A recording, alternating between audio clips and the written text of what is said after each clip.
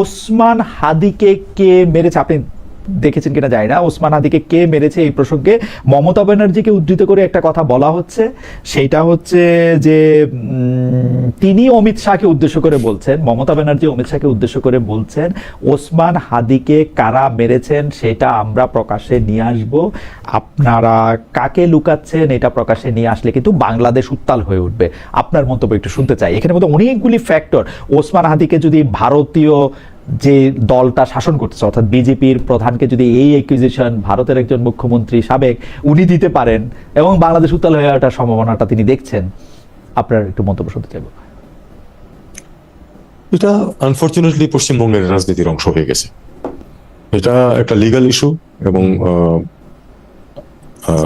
অন্তর্বর্তী সরকারও এ ব্যাপারে ইনভেস্টিগেশন করছিল এবং এগোচ্ছিল জুডিশিয়াল প্রসেস, এবং আমি নিশ্চিন্ত যে বর্তমান সরকারও তাই করবে। এটা একটা ইমোটিভ ইস্যু ইয়াং জেনারেশনের মধ্যে, এবং আমরা অবশ্যই চাই যে প্রকৃত অপরাধী যে সে আইডেন্টিফাইড হোক, ধরা পড়ুক এবং তাকে শাস্তি দেওয়া হোক জুডিশিয়াল প্রসেসের মাধ্যমে। এটা মমতা ব্যানার্জিরা বলছেন, এটা আমি আমার কাছে কিন্তু একটু পশ্চিমবঙ্গের ওই অভ্যন্তরীণ রাজনীতির একটা কাজ বলে মনে হচ্ছে আমার কাছে। আপনি পশ্চিমবঙ্গের অভ্যন্তরীণ রাজনৈতিক কাজ বলে আপনি মনে করতেছেন। আমি আপনাকে আপনি যে সময় চেয়ারে বসেছিলেন সে সময়কার আরেকটা বিষয় একটু আপনার একটু দৃষ্টি আকর্ষণ করতে চাই।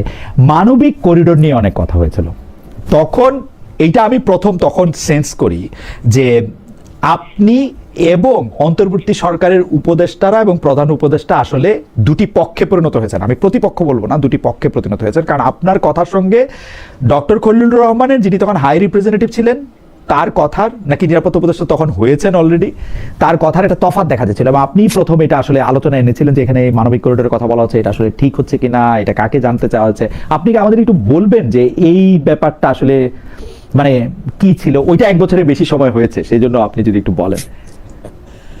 না, ওই ঘটনাটা হয়তো 1 বছরের বেশি সময় হয়েছে, কিন্তু আমি তো এই দায়িত্ব ছেড়েছি খুব অল্প দিন আগে। আসলে এটা আমাদেরকে দেখতে হবে যে ফাইনালি কি হয়েছে সেটাই মেনে নিতে হবে, আমাদের সেটাই বুঝতে হবে। এটা নিয়ে আমার মনে হয় স্পেকুলেশন না করা ভালো। বিষয়টা হলো যে ইস্যুটা ছিল কিন্তু ওই যে মানবিক করিডোর বলতে যেটা ওই টেকনিক্যালি মিন করা হয় এরকম কোনো কিছু নিয়ে চিন্তা ভাবনা কখনোই করা হয়নি। ওখানে যে মানে মানবিক পরিস্থিতি ছিল সেখানে এইড পৌঁছানো নিয়ে কিছু কথাবার্তা হচ্ছিল, এইটুকুই, এর চেয়ে বেশি কিছু না। আমি আপনাকে প্রশ্ন করেছিলাম যে আপনারা একই সাথে মায়ানমারের সরকারের সাথেও কথা বলছেন, মায়ানমারের যারা বিদ্রোহী আছেন যাদেরকে আমরা আরসা বলছি বা অন্য আরো কিছু নাম আছে তাদের কথা বলছি, তাদের দুইজনের সাথেই কথা বলছেন। এই ব্যাপারটা আসলে কতখানি গ্রহণযোগ্য এবং এখন এটা কি অবস্থা আছে, এখন যদি আপনি বিশ্লেষক হিসেবে বলেন যে মানে আমরা কি কোনো অগ্রগতি দেখতে পাচ্ছি? এখন কি অবস্থা আছে এক্স্যাক্টলি তো আমি বলতে পারবো না, এটা পরিস্থিতিটা খুব একটা অগ্রগতি হয়েছে বলে কিন্তু আমার মনে হচ্ছে না। এখানে মিয়ানমারের সবচেয়ে বড় সুবিধা যেটা আমি দেখি সেটা হলো যে মিয়ানমারে চীনের প্রচন্ড স্বার্থ আছে, আমাদের দেশে যতখানি তার থেকে অনেক বেশি। কাজেই মিয়ানমার একদিক থেকে ধরে নিচ্ছে যে চীন তাদের বিরুদ্ধে যাবে না। আমি পক্ষে থাকবে আমি সে কথা বলছি না, চীন তো ট্রাইপার্টাইট এফার্টও হয়েছিল যেটা বকডাউন হয়ে গেছে, কাজ হয়নি কোনো। বাংলাদেশ, মিয়ানমার এবং চীন মিলে চীন একটা মধ্যস্থতা করার জন্য চেষ্টা করছিল। কাজে চীনের হয়তো সদিচ্ছা আছে, কিন্তু চীন মিয়ানমার যা চাচ্ছে তার সরাসরি বিরোধিতা করবে না চীন, এটা হলো আমার রিডিং। কাজে আমরা একটু এখানে বেশ একটু সমস্যায় আছি, এবং এই সমস্যার সমাধানের দিকে যাচ্ছে এমন কোনো ইন্ডিকেশন আমি এখন পর্যন্ত দেখতে পাচ্ছি। কিন্তু ডক্টর মোহাম্মদ ইউনূস স্পষ্ট বলেছিলেন তার হাই রিপ্রেজেন্টেটিভ ডক্টর খলিলুর রহমানকে নিয়ে যে অনেক অগ্রগতি হয়েছে, আগামী ঈদে হয়তো এদের মধ্যে কেউ কেউ সেখানে গিয়ে ঈদও করতে পারে, কিন্তু আমরা কোনো অগ্রগতি আসলে দেখি নাই।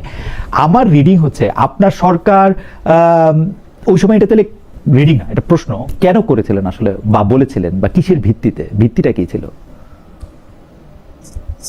এটা হলো আসলে কি, এটা এক ধরনের একটা আশাবাদ,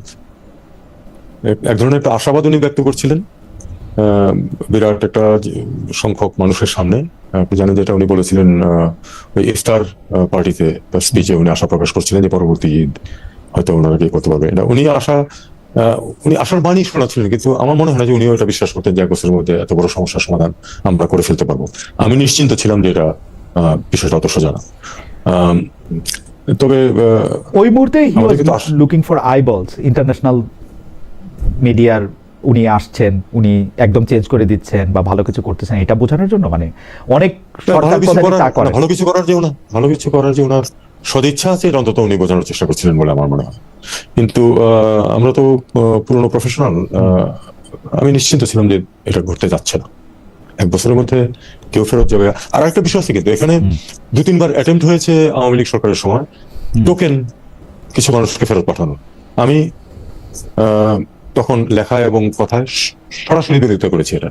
কারণ আমি যদি একটা সোকল্ড টোকেন 5,000 মানুষকে ফেরত পাঠায় দেওয়ার ব্যবস্থা করতে পারি, মনে করুন হয়ে গেল, এটা কিন্তু আমাদেরকে কোনো হেল্প করবে না, এটা হেল্প করবে মিয়ানমারকে হেল্প করবে কিভাবে? তারা তখন এটাকে বিক্রি করবে যে আমরা বাইলেটারালি সমস্যার সমাধান করে ফেলতেছি, কাজেই আন্তর্জাতিক সম্প্রদায়ের এটা নিয়ে আর ব্যস্ত হওয়ার কোনো কারণ নাই।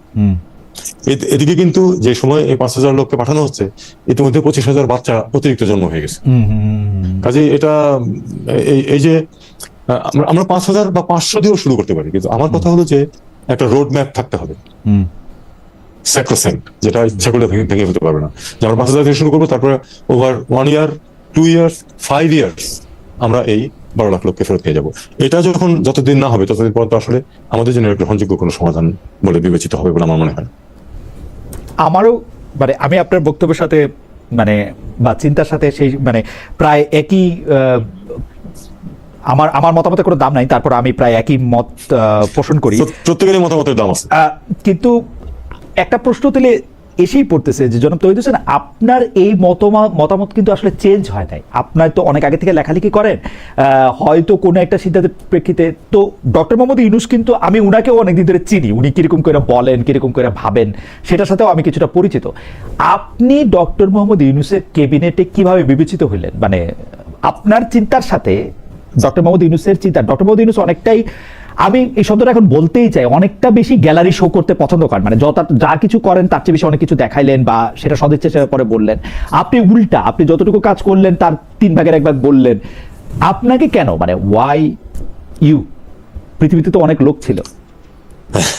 এটা ঠিক, কারণ আপনি কোনোভাবেই ডক্টর মোহাম্মদ ইউনূসের মানে আছে না একটা মানে খেলার একটা ধরন তো আছে, ওই ধরনের সাথে আপনি একরকম। এখন এটা এমনও হতে পারে যে এই কারণেই হয়তো আমি ছিলাম চোজেন, যে উনি হয়তো একজন লো প্রোফাইলই চেয়েছেন, মানে হাই প্রোফাইল হয়ে যান না এরকম হয়তো চেয়েছেন, হয়তো ভেবেছেন যে আমি যেহেতু লো প্রোফাইল মেনটেন করি এটাই বেশি কাজে লাগবে, হয়তো ভেবেছিলেন উনি।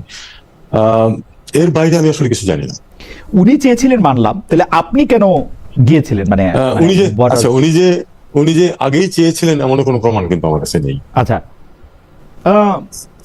আপনার কাছে মানে আমি কিন্তু স্পষ্ট, আপনি শুধু সাক্ষাৎকারে বলেছেন বলে না, যেমন অনেকে এটা বলেন যে আপনি যদি 3 বার পদত্যাগ করতেই চেয়েছেন, মনে মনে চেয়েছেন, তারপর এটা শুনে আমাদের কি লাভ হলো, আমি কিন্তু আপনাকে পড়তে পারি যে এটা হয়তো আপনি আসলেই চেয়েছেন। কিন্তু আপনার কাছে কি মনে হয়েছিল ডক্টর মোহাম্মদ ইউনূসের সাথে বা তার পররাষ্ট্র উনি যেভাবে দেখেন বা রাষ্ট্র উনি যেভাবে দেখেন তার সাথে আপনার কোনোভাবে মিলবে? মানে এটা আপনি কখনো মনে হয়েছিল বা আপনি তার সাথে? আমি যখন রাজি হয়েছি দায়িত্ব নিতে, আমি কিন্তু প্রথমে আমাকে যখন বলা হয়েছিল ওই দিনে আমি রাজি হই নাই। আমি বলেছিলাম যে যদি প্রফেসর ইউনূস দায়িত্ব নেন তাহলে আমি আসতাম। আপনি বলেছিলেন যে প্রফেসর ইউনূস আসলে তারপর আপনি আসবেন, মানে আপনার তার উপরে হ্যাঁ তাহলে আসবো আমি। জি, তার উপর আমার যথেষ্ট শ্রদ্ধা এবং বিশ্বাস ছিল। এই সরকার হয়তো অনেক কিছু করতে পারেনি, কিন্তু তার প্রতি তো আমাদের একটা আস্থা ছিল, বিশ্বাস ছিল, সেই হিসাবে আমি রাজি হয়েছিলাম। কেন? পরে আমার কাছে মনে হয়েছে যে তার ব্যক্তিত্ব, তার পরিচিতি, আর মানে আপনি তার সাথে কাজ করেছেন কখনো? কাজ করিনি, কিন্তু অনেকবারই দেখা সাক্ষাৎ হয়েছে বিভিন্ন জায়গাতে। আমি আমার ট্রেনিদেরকে নিয়ে গ্রামীণ ব্যাংকে তার অফিসে গেছি, গিয়ে we had 1 hour 2 hour session, এরকম হয়েছে। ব্যাপারটা এরকম না তো যে উনি যেহেতু শেখ হাসিনার শত্রু সেজন্য আপনি ভাবছেন যে উনি আসলে কাজ হবে? না, সেটা আমি মোটেই মনে করি। আমার কাছে অন্যরকম মনে হয়েছে। আমি এখনো মনে করি যে 5 আগস্টের পর যে পরিস্থিতি ছিল, সম্ভবত আমি দৃঢ়ভাবে বিশ্বাস করি যে প্রফেসর ইউনূসের প্রত্যেকের অর্থে কোনো বিকল্প ছিল না আমাদের জন্য। হাইন্ডসাইট আপনার মনে হতে পারে, যে উনি না হয়তো অমুক হলে ভালো হতো, সেটা হতে পারে, কিন্তু ওই মুহূর্তে আমি খুব কম মানুষ দেখেছি যারা মনে করে যে he is not the man, he was absolutely necessary ওই সময়, আমার কাছে মনে হয়েছে। এমন হতে পারে যে তার প্রতি যে আস্থা, যে প্রত্যাশা ছিল সেটা হয়তো পূরণ হয় নাই অনেকেরই, কিন্তু ওই মুহূর্তে আসলে ওনার যে পরিচিতি সেটার প্রয়োজন ছিল বাংলাদেশের।